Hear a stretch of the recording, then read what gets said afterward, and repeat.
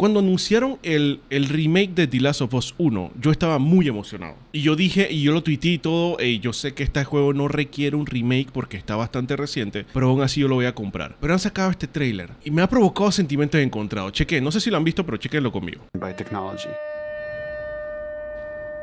Y que no habían podido lograr porque la tecnología no le permitía. The original creative vision of The Last of Us El último de nosotros was larger than what the PlayStation 3 was capable of. The tech of the PS5, it's like an open box of tools and goodies that we can play from and draw from. The 4K, HDR, improved haptics, 60 frames, help us to reimagine The Last of Us. Ok, PlayStation 4, boom, PlayStation 5, ok. To rebuild our characters at the highest fidelity. Damn, ok, las cinemáticas se ven brutales. Characters more detailed. I mean, down to the irises and the pupil depth. You know, you fall into the eyes of the characters. No tiene subtítulo en español, Dorso. Facial animation is just way more believable. Like all the nuances, all the little subtle reactions, glances, glares, right? Like you get all of it. Almost closer to sort of the original performances. So no matter what, you stick to me like glue. Like glue. Like glue. Got it. Good. Good. We are able now to not only... Pausa, para que por si acaso no lo saben, este actor que hizo el papel de el hermano menor de Sam, si no me equivoco, se llamaba el otro personaje. Este es Miles Morales en el juego de Spider-Man, Miles Morales. O sea que el man ya había empezado a trabajar con Sony, siguió trabajando con Sony después en Miles Morales. ¿Qué nivel? Like glue. Like glue. Got it. Good. Good. We are able now to not only just have the highest fidelity characters in the cutscene, but also in gameplay. It's the same character, so now we can do these seamless transitions in and out. Every part of the game has benefited from seamless transitions and emotional scripting. Pretty good, huh? Our stories happen in gameplay, on a stick. She knew my mom. All this stuff is designed to keep you constantly in this world. Riley, come here. Now you got this, go.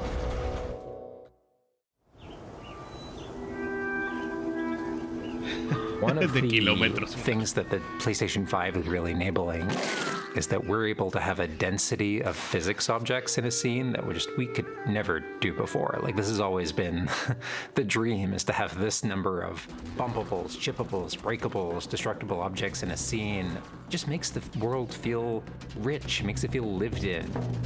Ok. Materials can have the properties that you'd expect.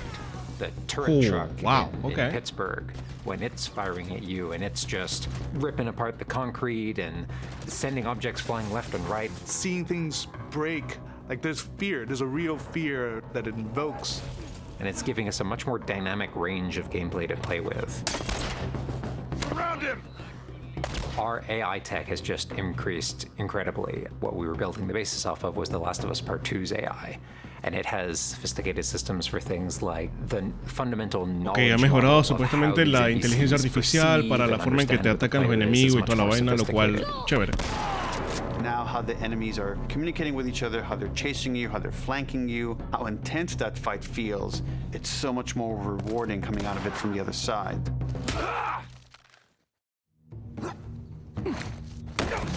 Get out! One of the other big AI improvements is the buddies. The buddies technology that we developed for The Last of Us Part 2 has this very sophisticated understanding of like, okay, this is where the enemies can see their exposure. We not only have exposure, we have future exposure. So buddies can know, okay, that enemy is walking forward and they're about to round this corner. So in 3 seconds, that corner is going to be exposed. So I'd better move now to avoid this enemy seeing me. This really lets the buddies make very complex decisions and maintain that feeling of stealth much more believably. La inteligencia artificial de los amigos también han mejorado. Okay. We have this technology called motion matching. Motion matching is this technology that's basically using logic that tries to match the desired movement to a bucket of hundreds of animations. A mocapped actor has gone in and run this whole gauntlet of movements to get a really full set of all the different ways a person can move. And then it's basically every frame trying to find the best matching animation that fits the path of where the character is going to go. And this motion model just gives this really seamless sense of transition. The player's movement is just a lot cleaner. It's this really smooth, organic movement through the space. First, we just had to build that core experience. And then beyond that, we wanted to add several features that fans have been asking for. For example, we now have a permadeath mode. Modo foto, Along modo that, we've added a permadeath, brand new ok, speed como en run el mode, 2. so players can time themselves. There's a whole community of gamers that just want to see Speedrun? how fast they can play through this game. En The Last of Beyond that, Us, we added a bunch more of unlockables. So Skins? there's all these different outfits for Ellie and Joel Okay, that people can skins? unlock. A model viewer mode so people can really appreciate the details. We added award-winning accessibility features. Every single accessibility option that we offer, that's a barrier removed for someone. As she surveys the apartment, her eyes wander to Joel. She steps past the couch. He wears the wristwatch God Sarah damn, hay gifted alguien him, which now has a describiéndote toda la cracked acción. face. To my knowledge, this is the first PlayStation game that has audio description built into the game, built into the cinematics. Now it's nighttime. Joel stirs in his sleep. And that's really the way we've tried to push the frontier of accessibility on this game.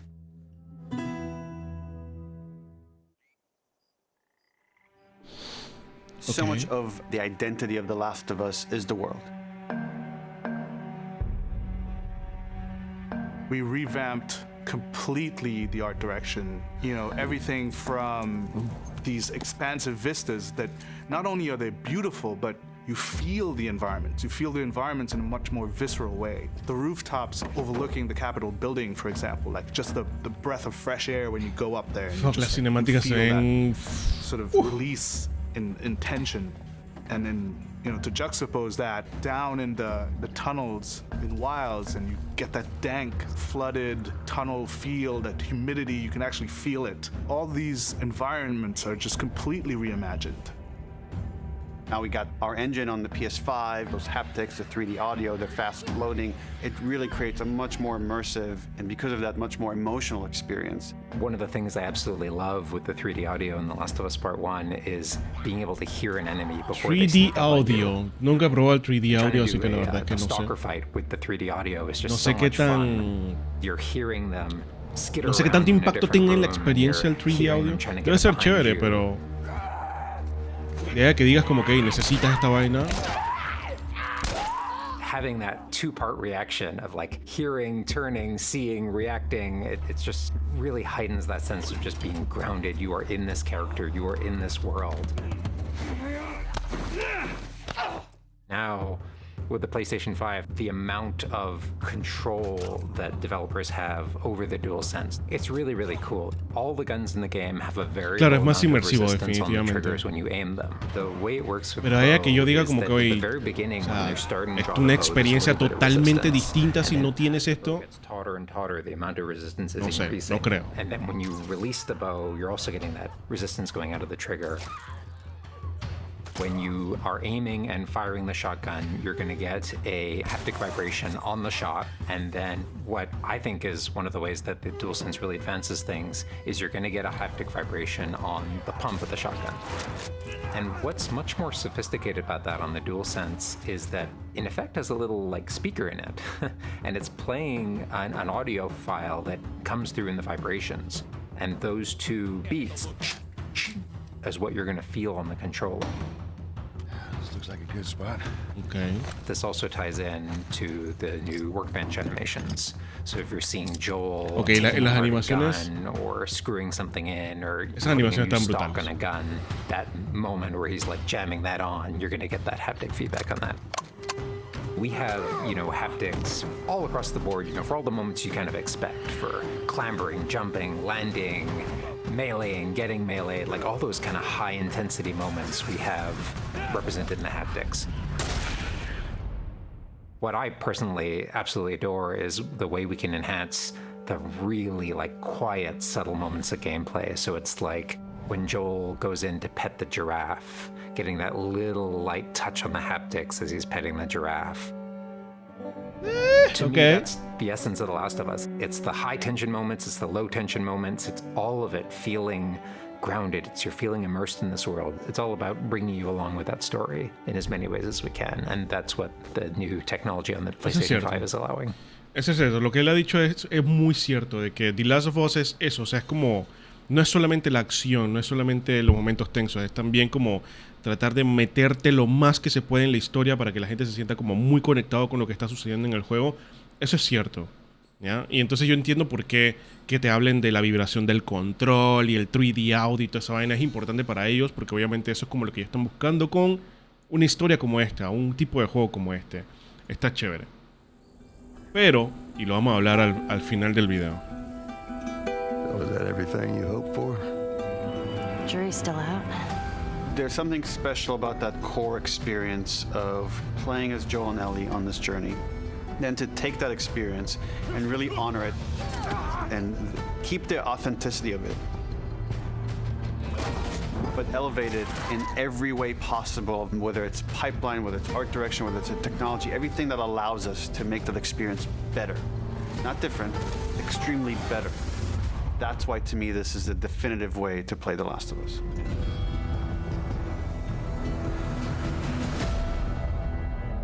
Este juego, este caso específico, ya déjame poner mi capucha para esto. Este caso específico de The Last of Us, en mi opinión, no cae en un remake, pero tampoco es un remaster. Es algo que está en el medio, porque un remake para mí es lo que pasó con Final Fantasy VII, que tú agarras un juego y lo transformas, lo modernizas completamente, no solamente en los gráficos, no solamente en la inversión, sino también en la jugabilidad. Porque todo lo que vimos está chévere, lo del haptic feedback, lo del 3D audio, está chévere lo de que ahora los gráficos se ven mejores, especialmente las cinemáticas, y todo eso mejora aún más la experiencia de The Last of Us Parte 1. Pero a nivel de gameplay no evoluciona nada. El juego se ve muy similar al juego original, al que no es remake. Entonces, si es así, realmente no me estás trayendo nada nuevo a la mesa más allá de gráficos bonitos y gimmicks, porque gimmicks es esto de que el control te vibre de cierta forma o que el audio lo escuches de alguna manera. Son cosas que no afectan directamente el gameplay, pero sí aportan a la experiencia de jugar el juego. Entonces, por eso siento de que esto no cae dentro de un remake. Lastimosamente, yo amo Sony, yo amo The Last of Us, yo amo a Naughty Dog, pero esto no es un remake, no es un remaster, es una vaina que está en el... Disculpen, es una vaina que está en el medio. Y lo peor de todo, es que este remake va a costar $70. Y ahí sí se la cagaron completamente, ok.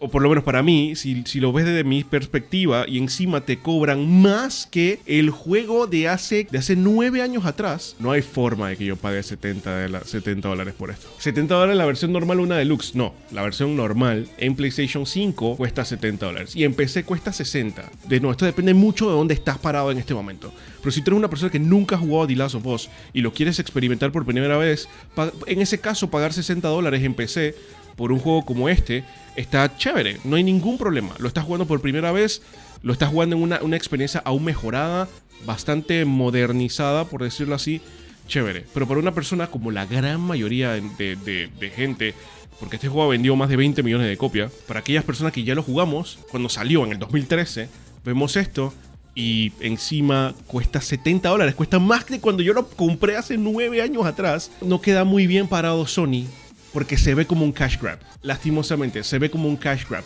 Se ve como que están milkeando la franquicia, como dice Dors. Yo estoy de acuerdo. No se ve nada bien. Y lo peor de todo es que cuando ves el gameplay, el combate en The Last of Us Parte 2 es maravilloso. Tienes un botón para esquivar, te puedes meter debajo de camiones, hay múltiples tipos de enemigos, hay un montón de situaciones que el gameplay evoluciona al primer juego.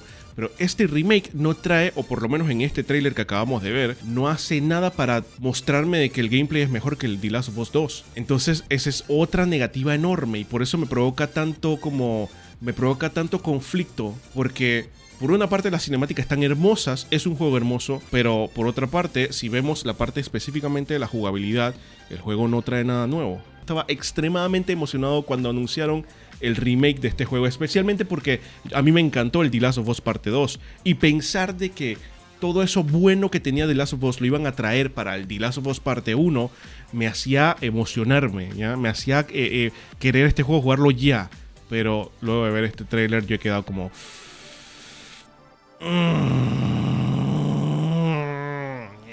No sé. Pregunta, ¿qué había en el The Last of Us 1 que no hay en el remake? Lo que te digo, o sea, el hecho de que el diseño del combate en The Last of Us Parte 2, especialmente el combate cuerpo a cuerpo y la variedad de enemigos que te puedes encontrar y cómo puedes atacar varias situaciones, es una evolución bastante grande del The Last of Us Parte 1. Te doy un ejemplo. Puedes esquivar ataques, eso en el The Last of Us 1 no se podía. Simplemente era presionar cuadrado, triángulo, cuadrado y se acabó. En The Last of Us Parte 1 tiene cuadrado, esquivar a tiempo, es como medio... Y odio hacer esta comparación porque está muy hecha, muy repetida, pero es medio Dark Souls ya. Lo único que no haces rol, sino que esquivas. Eso es en el combate cuerpo a cuerpo. Lo otro es que puedes meterte debajo de carros. La inteligencia artificial de los enemigos es bastante avanzada. Tienes múltiples tipos de enemigos distintos en la segunda parte. En el The Last of Us 1 no, todos son prácticamente iguales. Y por ahí hay alguna otra que se me olvida en este momento. Pero sí en el gameplay sí hay varias cosas que lucen igual. Si tú eres una persona que nunca ha jugado, que no ha jugado ninguno de los dos y lo has visto desde afuera, luce similar el The Last of Us 1 del The Last of Us 2. Pero a la hora de jugarlo, le añaden varias capas de complejidad al gameplay de The Last of Us 2. Mi problema más grande es el precio el que le ponen. Si este juego, por ejemplo, hubieran cobrado $30, $40, ok, $30, $40, pero el juego se ve mejor, es un juego que obviamente se ve mucho más moderno, chévere, la jugabilidad es similar, pero $30, $40, no me estás cobrando un juego AAA, pero acá sí lo están haciendo, no están cobrando un juego AAA, lo están cobrando como un juego cuádruple A, hermano.